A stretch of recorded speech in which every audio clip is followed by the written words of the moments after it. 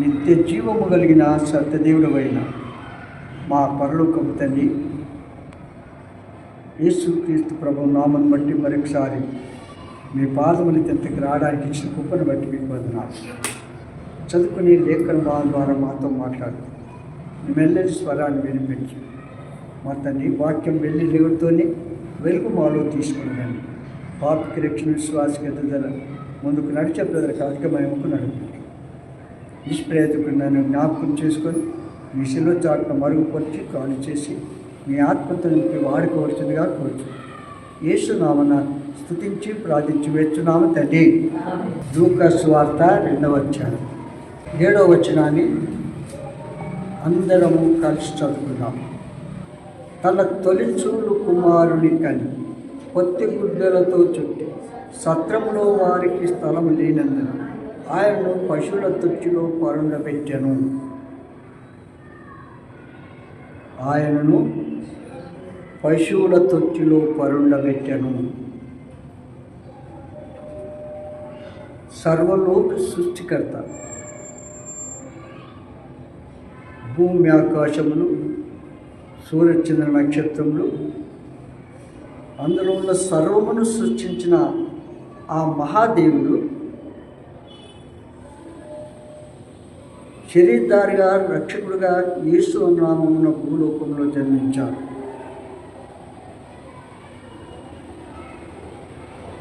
రక్షకుడు భూలోకంలో జన్మించా. అయితే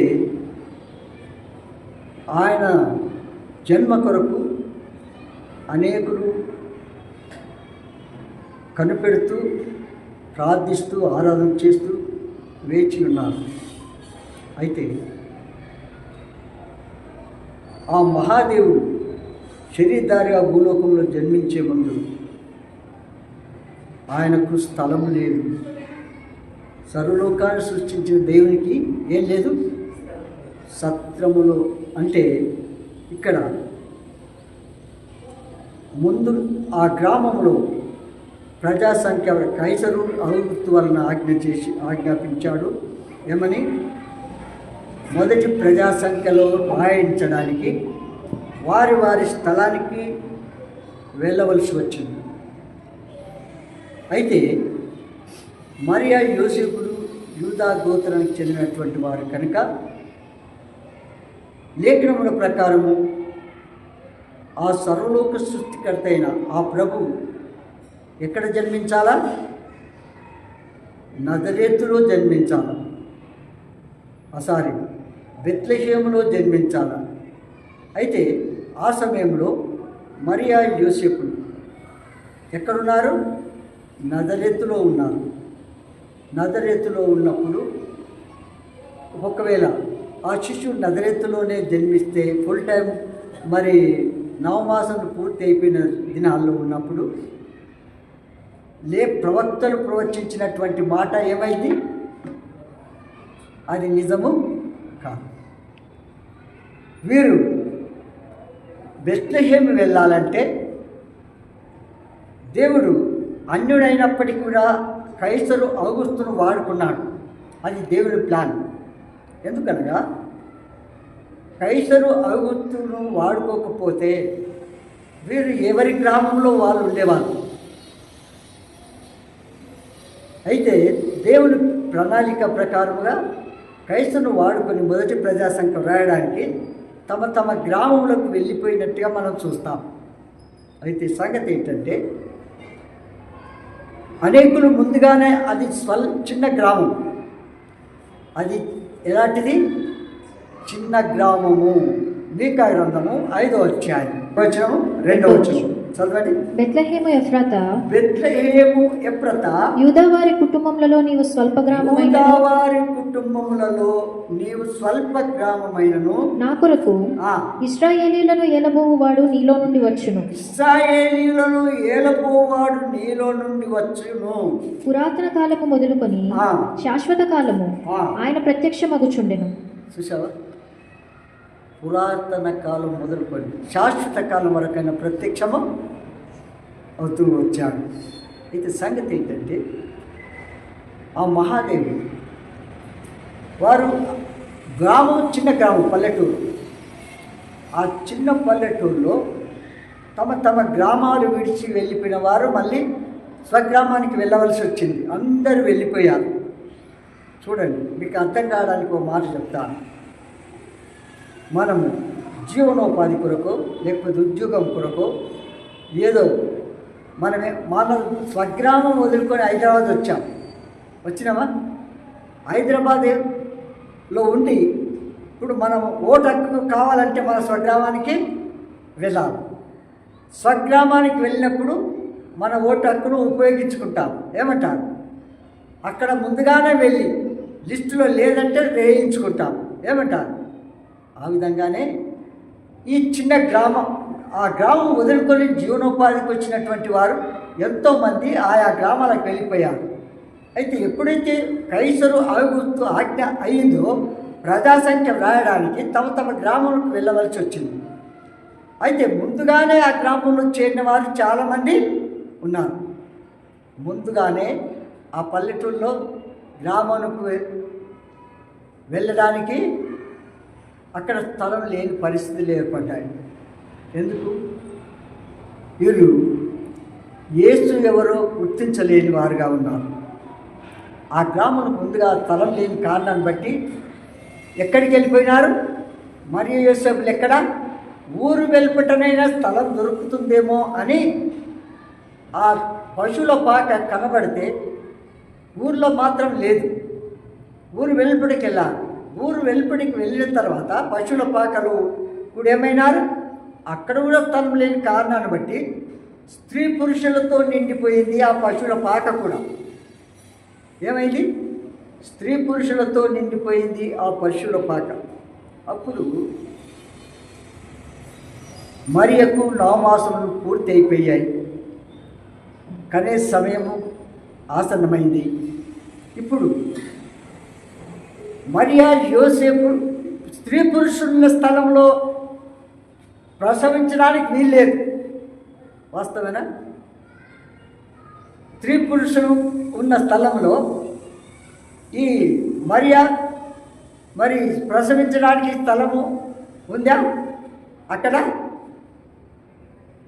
ఆ వీలు కాదు. అసలు స్త్రీ పురుషుల స్థలంలో వీలవుతుందా?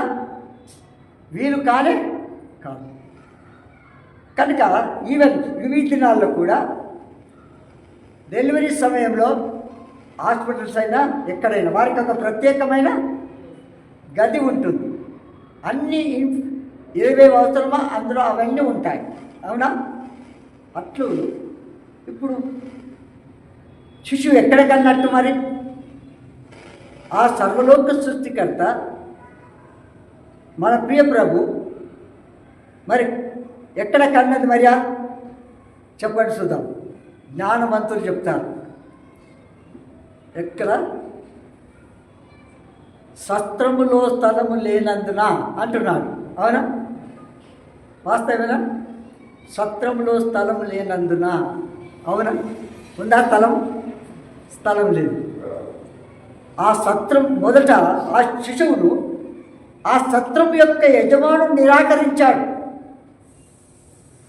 పుట్టబోయే శిశువు సర్వలోక సృష్టికర్త భూలోకము జన్మించనై ఉన్నాడన్న సంగతి ఈయన వాక్యం కూడా తెలియదు. సత్రం యజమానుడికి తెలిసి ఉంటే ముందుగానే చేరిన ఆ సత్రంలో చేరిన వారిని ఖాళీ చేసి వెలుబడి పంపించి ఈ మరి యోసేపుకు స్థలం ఇచ్చేది. ఇచ్చింది అట్లా స్థలము ఇయ్యలేదు. చూడండి, క్రీస్తు దేవుడై ఉండి శరీరధారి అయిన రక్షకుడు పరిశుద్ధుడు మరి సత్రంలో సత్రం యొక్క అధికారి కూడా సృష్టికర్తకు స్థలము ఇవ్వాలన్న తలంపు కూడా లేదు. చూడండి, 1 తిమోతి గ్రంథము 3వ అధ్యాయం 16వ వచనం. నిరాక్షేపముగా 16వ వచనం చూడండి. నిరాక్షేపముగా దైవభక్తిని గూర్చిన మర్మము గొప్పదై ఉన్నది. ఆయన సశరీరుడుగా ప్రత్యక్షుడయ్యను ఆత్మ విషయమున నీతిపరుడని తీర్పు నొందెను. దేవదూతలకు కనబడెను. దేవదూతలకు కనబడను, రక్షకుడని జనములలో రక్షకుడని ప్రకటింపబడెను, జనములలో ప్రకటింపబడను, లోకమందు నమ్మబడెను, లోకమందు కనబడను, ఆరోహణుడై ఆరోహణుడై తేజోమయుడయ్యను. ఏమయ్యాడు? ఆరోహణమై తేజోమయుడు. సత్రమున పరిచర్య ఏర్పాటు చేయబడినటువంటి స్థలంలో ఆ శుద్ధికర్తకు స్థలం లేనట్టుగా చూస్తాం. అతడు ఆత్మీయంగా గుడ్డివాడుగా, మరి వాక్యము తెలియలేనటువంటి వాడుగా ఉన్నాడు కనుక ఆ సృష్టికర్తకు స్థలం ఇవ్వలేదు. మొదట నిరాకరించబడ్డాడు ఆ సృష్టికర్త. ఏం చేయబడ్డాడు? నిరాకరించబడు. అతనికి దేవుని వాక్యము తెలియదు. లోకరక్షకుడు బెత్లెహేములో దీనుడై జన్మించునని మరి సర్వలోకానికి గుర్తు ప్రవక్తల ద్వారా ప్రవచించబడింది. కొన్ని వందల సంవత్సరాల క్రితమే రాయబడింది. అవునా? కన్యక గర్భం ధరించి కుమారుని కనులు ఆయనకు ఇమ్మానుయేలు పేరు పెట్టుదని ముందుగానే తెలియచేసినాడు. అలాంటప్పుడు ఇంత అమాయకుడని, మరి నిరాకరించిన వాడని, ఒక నిరాకరించిన తెలిసి ఉంటే నిరాకరించేవాడు కాదు. ఆయన తెలిసి ఉంటే నిరాకరించాడు. ఇక్కడ శరీరధారి బెత్లెహేములో కొన్ని. అయితే సంగతి ఏంటంటే, రక్షకుడు సత్రము దగ్గరికి వెళ్ళిన తర్వాత మనం ఇప్పుడు చూసిన రీతిగా స్త్రీ పురుషులతో నిండబడినటువంటి పాకలు మరియా ఆ కనే సమయంలో అక్కడ ఎవరు ఉండకూడదు, వాస్తవంగా చెప్పాలంటే. అవునా? అలాంటప్పుడు ఎక్కడ కన్నట్టు చెప్పండి చూద్దాం. దేవుడు దాన్ని మర్మంగా పెట్టాడు. ఆ స్థలమును సత్రములు స్థలం లేనందుకు పశువుల తొట్టిలో పరులు పెట్టారు. కన్నది ఎక్కడ? అయిపోయి చూడండి, లోకంలో అనేకులు ప్రకటిస్తూ ఉన్నారు ఆయన జన్మ గురించి. అయితే ఆ సీక్రెట్ పరిశుద్ధ గ్రంథంలో రాసి ఉంచలేదు. ఉన్నదా? చెప్పండి, ఎక్కడై ఉన్నదా? ఎక్కడ లేదు. సత్రములో అనేకులు ముందుగా చేరిని.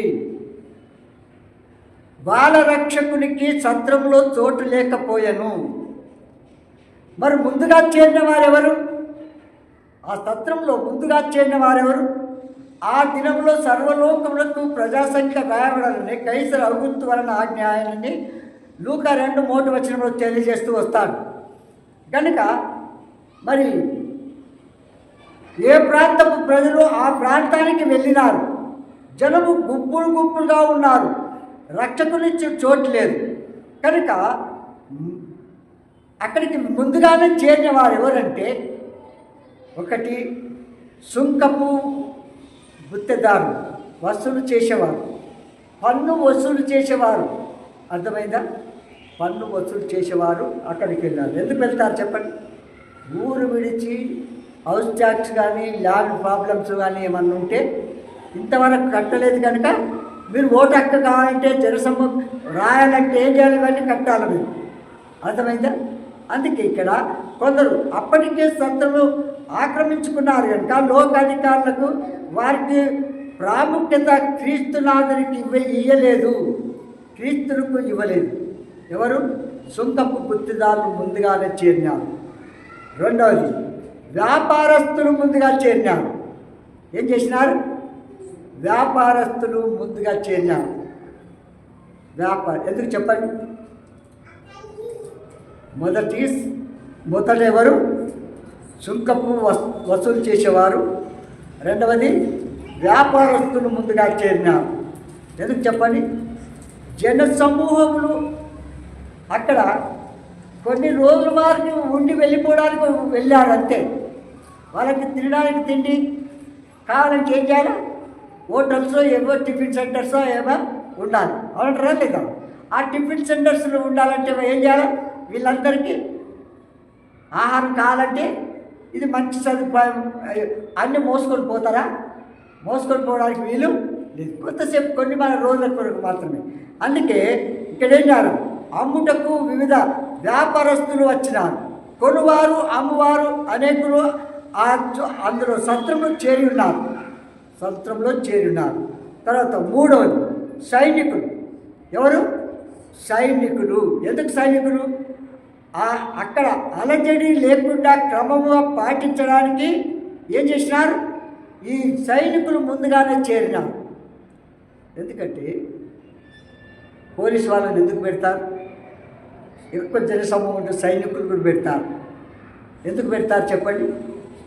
అల్లరి సృష్టికర్త కాదు కనుక సైలెంట్గా క్యూ పద్ధతిలో క్రమంగా ఎవరికి ఏ టైంకి వచ్చినారో ఆ ప్రకారంగా వెళ్ళడానికి ఈ సైనికులు క్రమశిక్షణలో ఉంచడానికి వారిని సైనికులు పెడతారు. అవునంటారా లేదు? కనుక తర్వాత సత్రపు యజమానుడు. అయితే వీరందరికీ ముందుగానే చేరిన వారిని ఖాళీ చేయించలేకపోయాడు ఎవరు? ఈ సత్రం యొక్క యజమానుడు. ముందుగా చేరిన వారు ఎవరు చెప్పండి చూద్దాం. నీ హృదయమైన సత్రంలో చోటున్నదా? లేకపోవటకు కారణమేమి? నీ హృదయమైన సత్రంలో చోటున్నదా? ఎవరికి? మన ప్రియ ప్రభువుకు చోటున్నదా? లేకపోవడానికి కారణం ఏంటి? ముందుగా ఆక్రమించుకున్నది ఎవరు? మన హృదయాన్ని ముందుగానే ఆక్రమించుకున్నది ఎవరు? ధనవంతుడు హృదయంలోనున్న ధనాపేక్షణ. నీ హృదయంలో ఉన్నటువంటి ధనాపేక్ష ఉందా లేదా? మగ్దలేని మరియా నిండి ఉన్న, అంటే కన్నీటితో దుఃఖంతో నిండి ఉన్నటువంటి, మరి కన్నీటితో కూడినటువంటి వారు నీ హృదయంలో ముందుగానే చేరినారా? ఎందుకు మగ్దలేని మరియా కన్నీటితో ముందుగానే ఉంది అక్కడ చెప్పండి? మగ్దలేని మరియా ముందుగానే అక్కడ కన్నీటితో, మరి తన హృదయంలో కన్నీటితో దుఃఖంతో ఉండేది. ఎందుకొరకు ఆమె ఆ విధంగా ఉంది చెప్పండి? ఎందుకొరకు? సర్వలోక సృష్టికర్త, సర్వ మానవాళి కొరకు మృత్యుంజయుడై తిరిగి లేచి మూడో దినం వెళ్తాను, కలిగే ఉంటాను అన్నాడు. అవునా? అయితే మగ్దలేని మరియా సమాధి చేయబడిన తర్వాత మూడో దినం వెళ్ళి సమాధి వద్ద ప్రభుకు ఏంటి అత్తరు అవన్నీ పూసి నా ప్రభువును సహకరించాలని పోతే అక్కడ ఏం జరిగింది? సమాధి ఖాళీగా ఉన్నది. సమాధి ఖాళీగా ఉన్న కారణాన్ని బట్టి అక్కడ దూతలు, దేవుని దూతలు పిలిచి ఆమె ఏం చేస్తుందో చూస్తూ ఉన్నారు. మరియతో మాట్లాడి, మరి ఎవరు? నీ ఎవరిని వెతుకుతున్నావు? ఆయన మీతో చెప్పిన రీతిగా ఇక్కడ లేడు, ఆయన లేచి గలిలేకు వెళ్ళిపోయినాడు అంటే అప్పుడు మరి ఆ దుఃఖంతో నా ప్రభువును ఎవరైనా ఎత్తుకెళ్ళారా? నా ప్రభువును ఎక్కడ పెట్టారు? దయచేసి చెప్పరా అని కన్నీటితో ఆమె జీవితాన్ని ప్రభు కొరకు, మనం ప్రభు కొరకు ఎంతవరకు కన్నీటి కారుతాం చెప్పండి చూద్దాం. ఎంతమందికి దుఃఖం ఉంటుంది? ఎలాంటి వారికి దుఃఖం ఉంటుంది? ఆ ప్రభు ప్రేమ ఉన్నటువంటి ప్రేమను బట్టి ఆ దుఃఖము ముందుగానే హృదయంలో చేరి ఉన్నది. తర్వాత మరి ప్రభువును గుర్తింపకుండా మరి వల్ల నేత్రములు కన్నీటితో నింపబడి ఉన్నావా?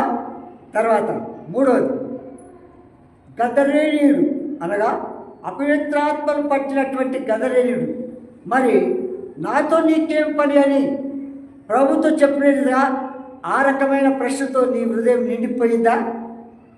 ఎన్ని రకాలు చెప్పాను ఇప్పుడు నేను? ఎన్ని రకాలు?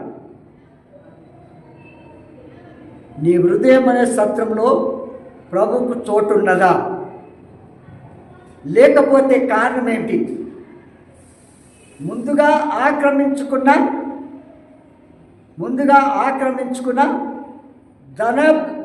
ధనవంతుని హృదయంలో ఉన్న ధనాపేక్షణ నీ హృదయంలో ప్రస్తుతాన్ని, లేదా మగ్దలేని మరియ కన్నీటితో నింపబడినటువంటి దుఃఖంతో ఉండాలి హృదయము, లేదా మరి అపవిత్రాత్మను పట్టినటువంటి వాడు ఏమన్నాడు? నాతో నీకేం పని అని ప్రభుతో మనం తెలియజేస్తున్నావా? ఏ రకమైన ప్రశ్న కలిగి హృదయంలో ఆ ప్రభుకు చోటు ఇవ్వకుండా వెళ్తున్నాం? నీ హృదయంలో ప్రభువుకు చోటు ఇవ్వకపోవడానికి కారణం ఆ సత్రంలో ఉన్నవారు వెలుపటికి వస్తేనే తప్ప శిశువును లోపల పెట్టడానికి వీలు అవుతుందా లేదా? స్థలమంతా నిండిపోయింది, ఎక్కడ స్థలము లేదు. చివరికి ఆ శిశువు జన్మించిన తర్వాత ఆ శిశువును పశువుల తొట్టిలో పెట్టారు. తొట్టిలో స్థలం లేని కారణాన్ని బట్టి ఎక్కడ పెట్టినారు?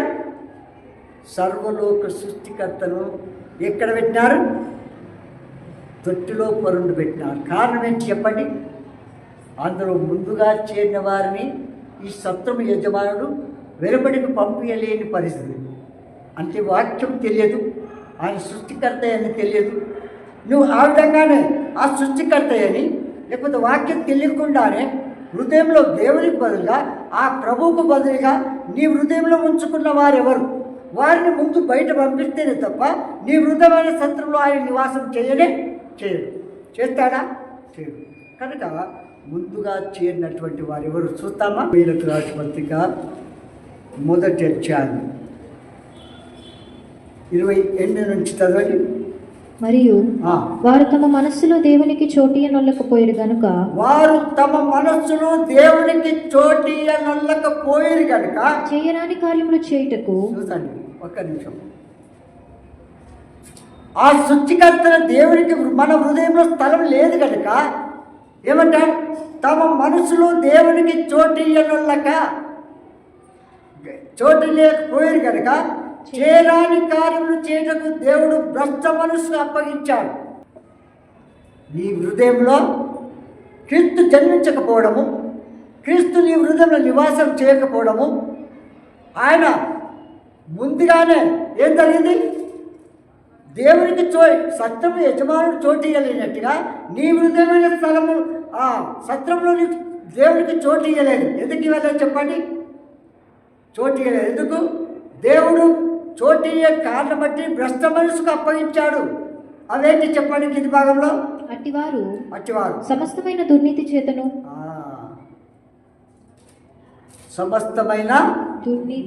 దుర్నీతి చేతను దుష్టత్వము చేతను లోభము చేతను ఈర్ష్య చేతను నిండుకొని ధనాపేక్ష.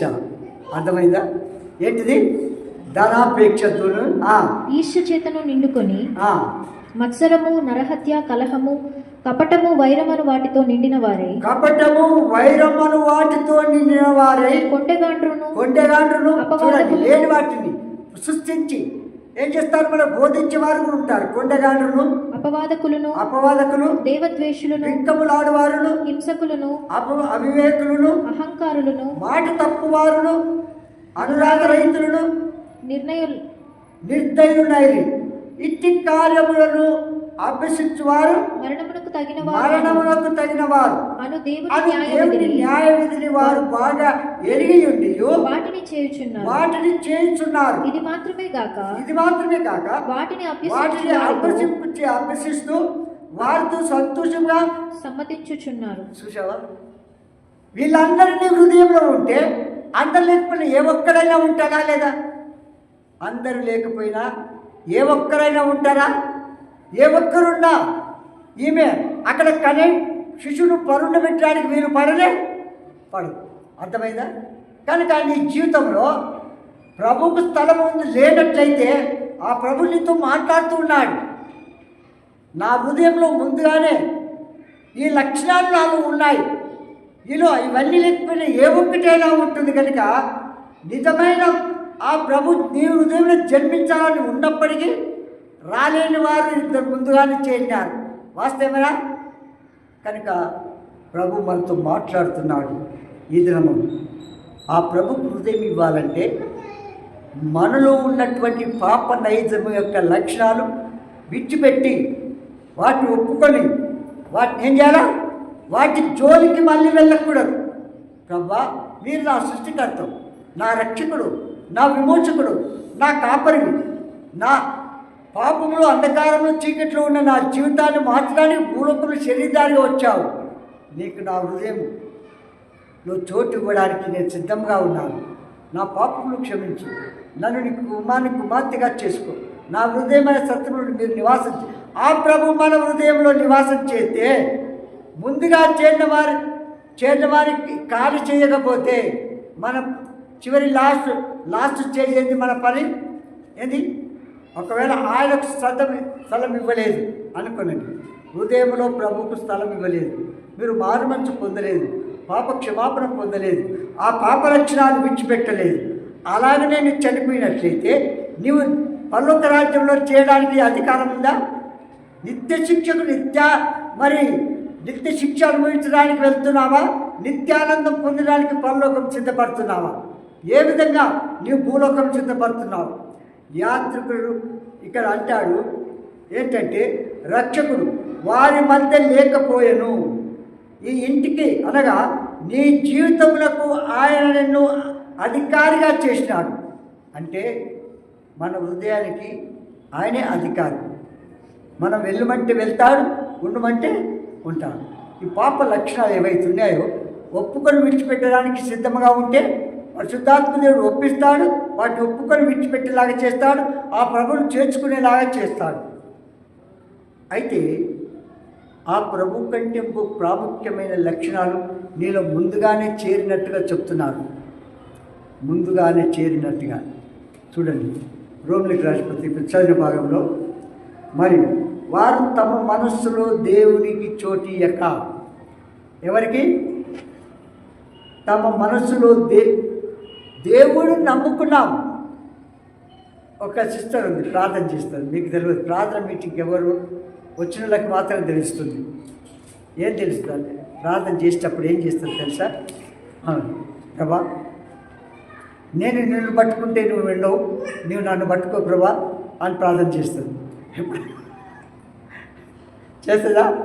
ప్రార్థనకు వచ్చిన నువ్వు ఎవరు వినండి, ప్రభా మీరు నన్ను పట్టుకుంటే నేను నిన్ను పట్టుకుంటే ఎప్పుడైనా వెళ్ళిపోవచ్చు, నువ్వే నన్ను పట్టుకుంటే నేను ఎక్కడ వెళ్ళలేను ప్రభా అని ప్రార్థన చేస్తుంది. అట్లా పట్టుకో అంటారా?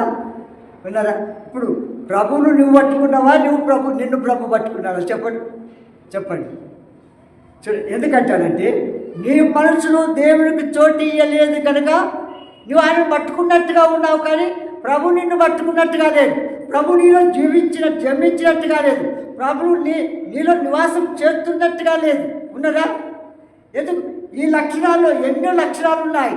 వీటన్నింటిలో ఏ ఒక్కటైనా ఉన్నా కూడా ఆ పవిత్రులైన పరిశుద్ధులైన సర్వలోక సృష్టికర్త నీ హృదయమైన సత్రంలో లేనట్లయితే నీ అంతం ఎక్కడ? నిత్య శిక్ష తప్పదు.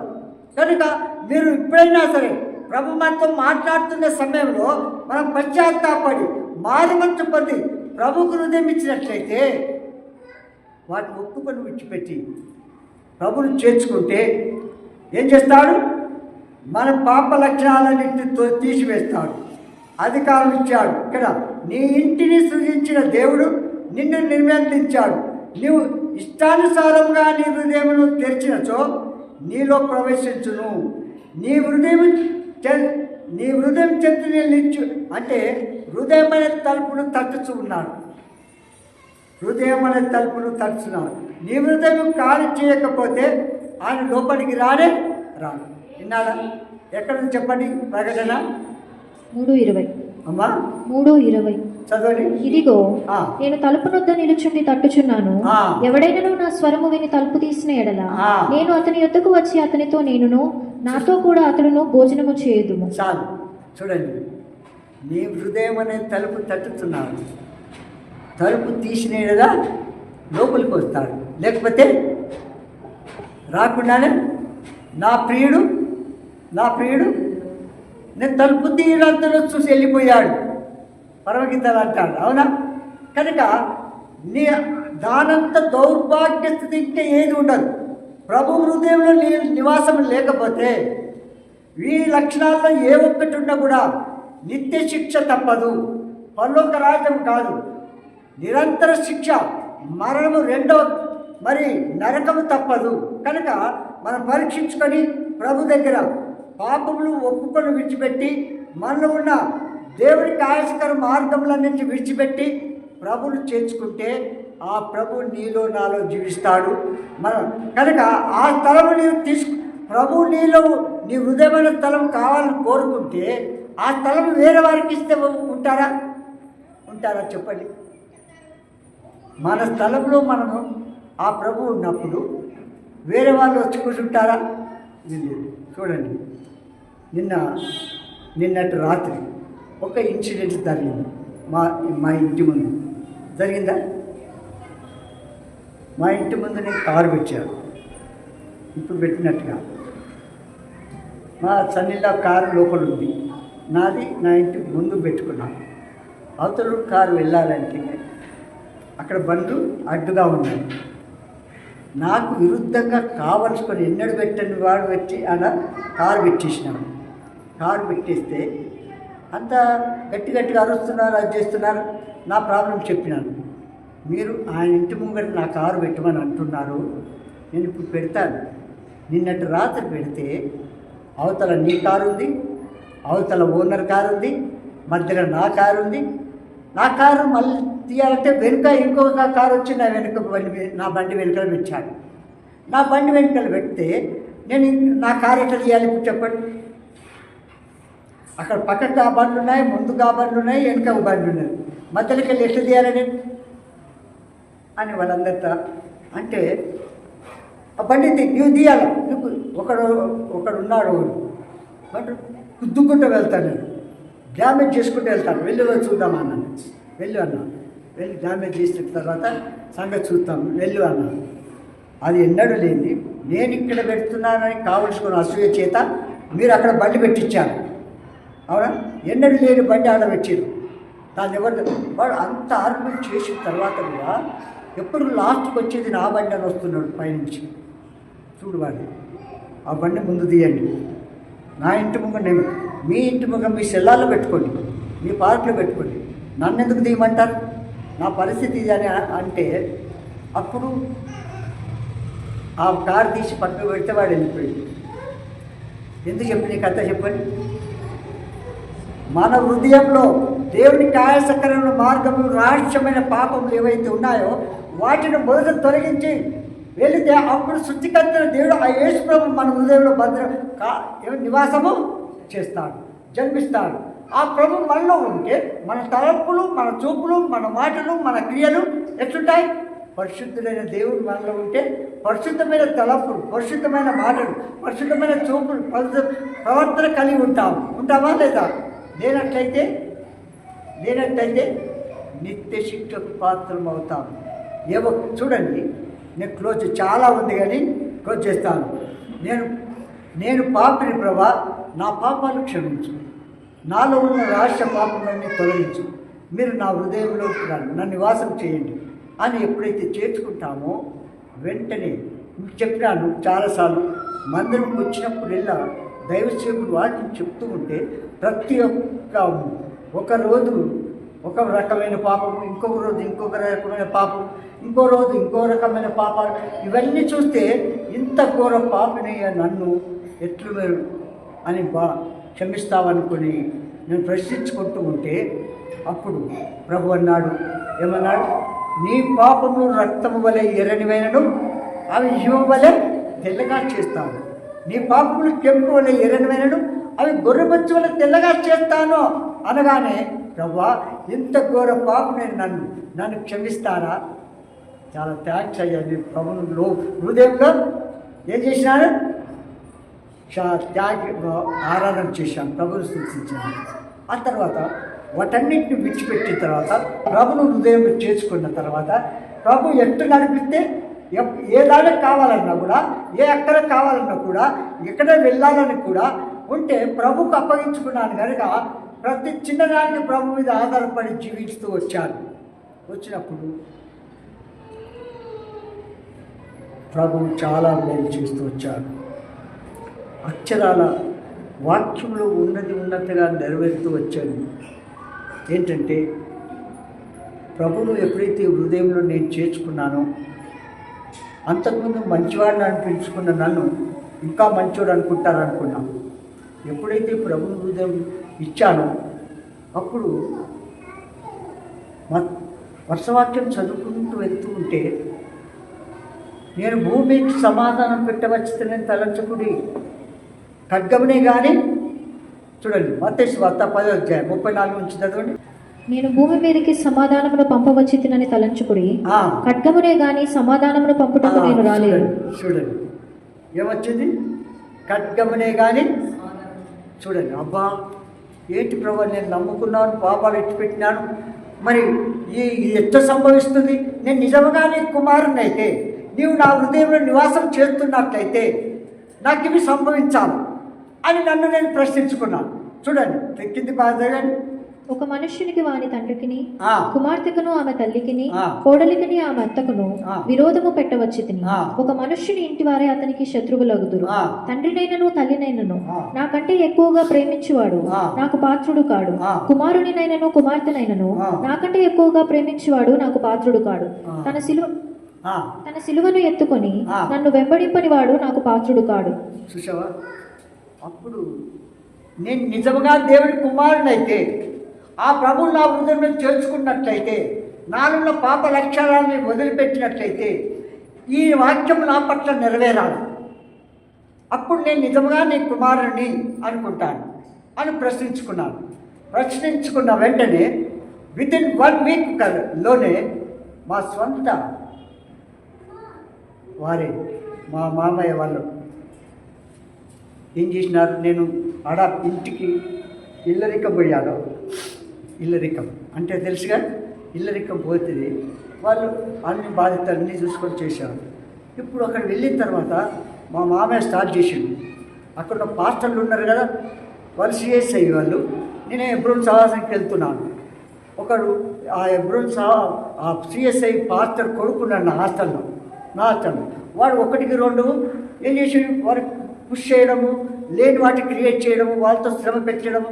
మా మామయ్య వెంటనే, అయ్యగారు పీటర్ గారు, మీరు నీ అల్లుడు ఎబ్రోడ్కి వెళ్తాడు, నీవేమో మరి నీ కూతురేమో జర్మన్ స్కాలర్షిప్ మీద చదువుతుంది, నీవు ఆ స్కాలర్షిప్ బంద్ చేపిస్తాము, నీ అల్లుడు ఇక్కడ రమ్మంటే ఇక్కడ తెప్పియాలా లేకపోతే అది బంద్ చేయాలా అని కూర్చుంటే అప్పుడు నేను భక్తి చేస్తున్నాను, మీ దగ్గర 10 రూపాయలకు 20 రూపాయలు తీసుకొని వెళ్ళడం లేదు, నేను డబ్బులు అడగడం లేదు, నేను పాపం చేయకుండా జీవిస్తే మీకేం నష్టం కలుగుతుందని అంటే కూడా వాళ్ళు 1కి 2 నేర్పించి చాలా కోపం తెప్పించారు మామని.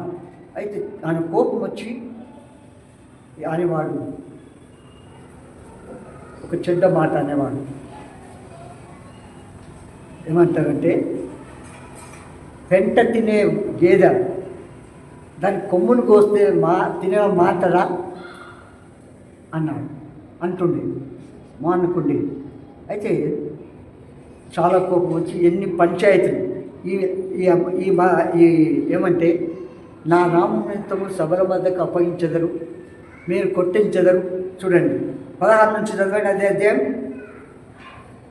ఇదిగో తోడేళ్ల మధ్యకు గొర్రెలను పంపినట్టు నేను మిమ్మల్ని పంపుచున్నాను గనుక పాముల వలె వివేకులను పావురముల వలె నిష్కపటులనై ఉండుడి. మనుషులను గూర్చి జాగ్రత్త పడుడి, వారు మిమ్మల్ని మహాసభలకు అప్పగించి తమ సమాజ మందిరములలో కొరడాలతో కొట్టింతురు. వీరికి అన్యజనులకును సాక్షార్థమై నా నిమిత్తము మీరు అధిపతుల యొద్దకును రాజుల యొద్దకును తేబడుదురు. వారు మిమ్మల్ని అప్పగించినప్పుడు ఎలాగూ మాట్లాడుదుము, ఏమి చెప్పుదుము అని చింతింపకుడి. మీరేమి చెప్పవలనో అది ఆ గడియలోనే మీకును అనుగ్రహింపబడు. మీ తండ్రి ఆత్మ మీలో ఉండి మాట్లాడుచున్నాడే గాని మాట్లాడువారు మీరు కారు. సహోదరుడు సహోదరుని, తండ్రి కుమారుణ్ణి మరణమునకు అప్పగించేదరు. తండ్రి కుమారుడు మరణానికి అప్పగించురు. పిల్లలు తల్లిదండ్రుల మీద లేచి వారిని చంపించెదరు. మీరు నా నామము నిమిత్తం అందరి చేత ద్వేషింపబడతారు. అందరి చేత ఇప్పుడు ఏమైంది, ఆ తాలూకా మొత్తంలో అందరి చేత ద్వేషింపబడము, ఈ నిరాకరించడము, నానా రకముల శ్రమలకు గురైపోయారు. పంచాయతీలు పెట్టించారు. పంచాయతీలు ఈ గ్రామంలో ఒకరోజు, ఆ గ్రామంలో ఒకరోజు, ఆ గ్రామంలో ఒకరోజు, చివరి లాస్ట్ స్టేజ్లో మా గ్రామంలో పెట్టారు. మా సొంత గ్రామంలో మా గ్రామంలో ఉన్నటువంటి పెద్దలు పాత్రలు ఎవరుంటే వాళ్ళందరి వచ్చి పిలిపించారు. 3-4 గ్రామాల వారు కూర్చొని వచ్చారు. వచ్చిన తర్వాత పంచాయతీ పెట్టినారు. అప్పుడు పంచాయతీ పెడితే అప్పుడు నేను ప్రార్థన చేశాను, నా సేవకులతో వెళ్తున్నాను కదా, ప్రార్థన చేయించుకొని వెళ్దామని. నాయన ఈరోజు మా ఊళ్ళో పంచాయతీ ఉంది, అందరూ అక్కడికి వస్తారు, నాకు ఒక ప్రార్థన చేయండి అని ఏం చేసినాను, ప్రార్థన చేసుకొని వెళ్దామని వచ్చాను. అప్పుడు ఆయన ఒక మాట చెప్పినాడు. ఏమన్నానంటే ఎబ్రీయులకు రాసిన పత్రిక 11:23-24. మోషే పుట్టినప్పుడు అతని తల్లిదండ్రులు ఆ శిశువు సుందరుడై ఉండుట చూచి విశ్వాసమును బట్టి రాజాజ్ఞకు భయపడక 3 మాసములు అతన్ని దాచిపెట్టిరి. మోషే పెద్దవాడైనప్పుడు విశ్వాసమును బట్టి ఐగుప్తు ధనము కంటే క్రీస్తు విషయమైన నింద గొప్ప భాగ్యమని ఎంచుకొని.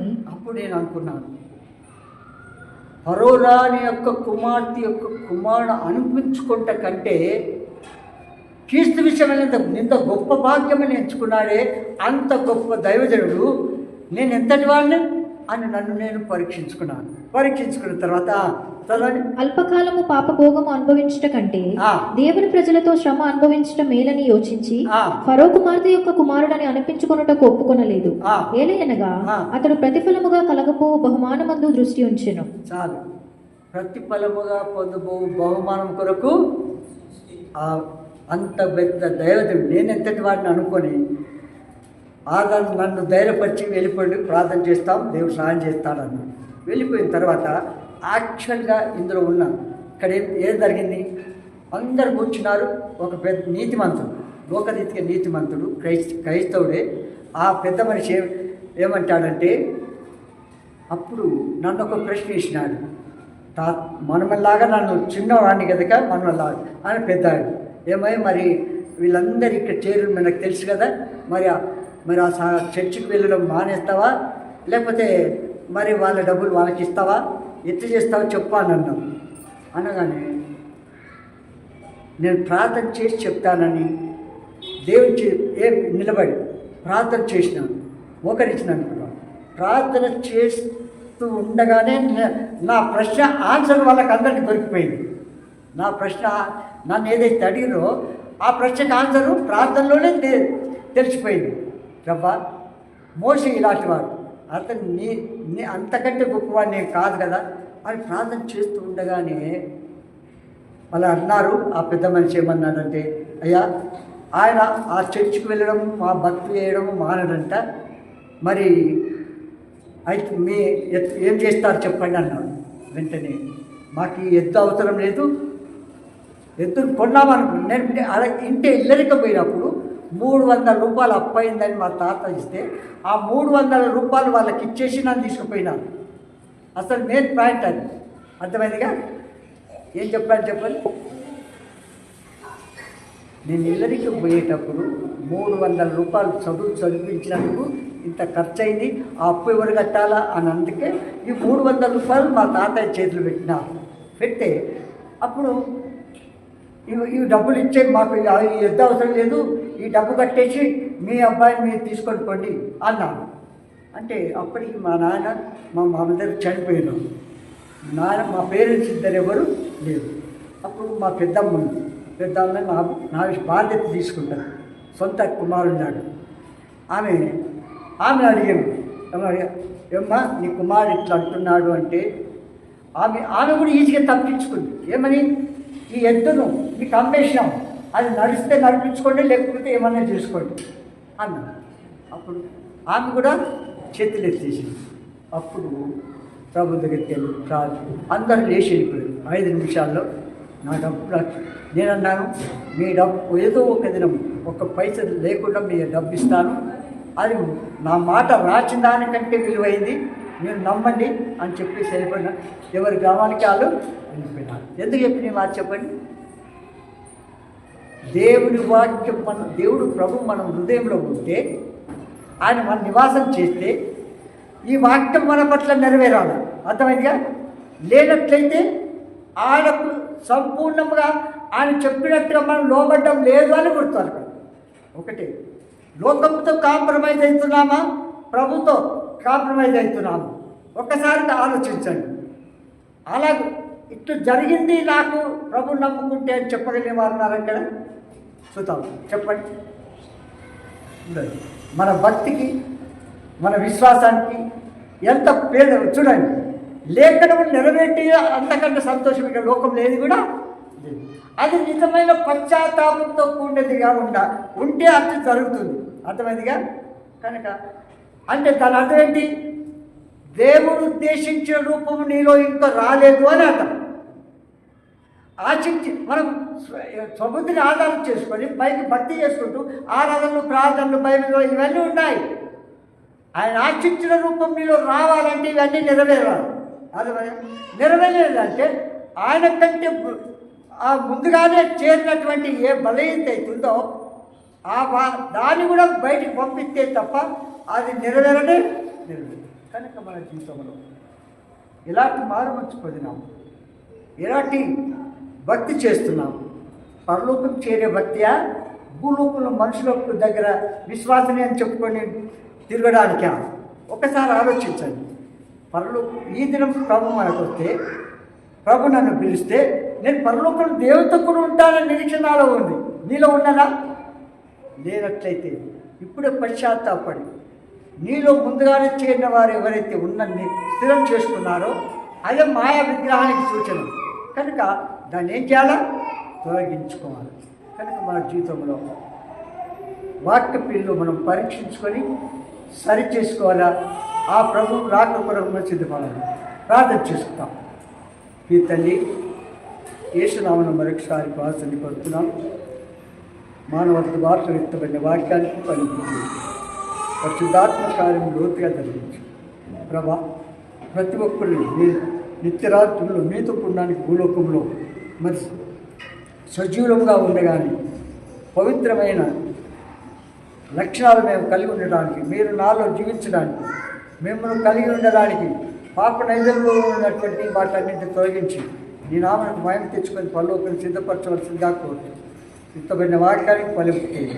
పరిశుద్ధాత్మకార్యం లోతుగా ప్రతి ఒక్కరు జరిగించి పాప దీక్షణ విశ్వాసకి ఎదుగుదల ముందుకు నడిచే ప్రగా అధిక మహిమకు నడిపించి యేసు నామమున స్తుతించి ప్రార్థించి వేస్తున్నాము తండ్రి.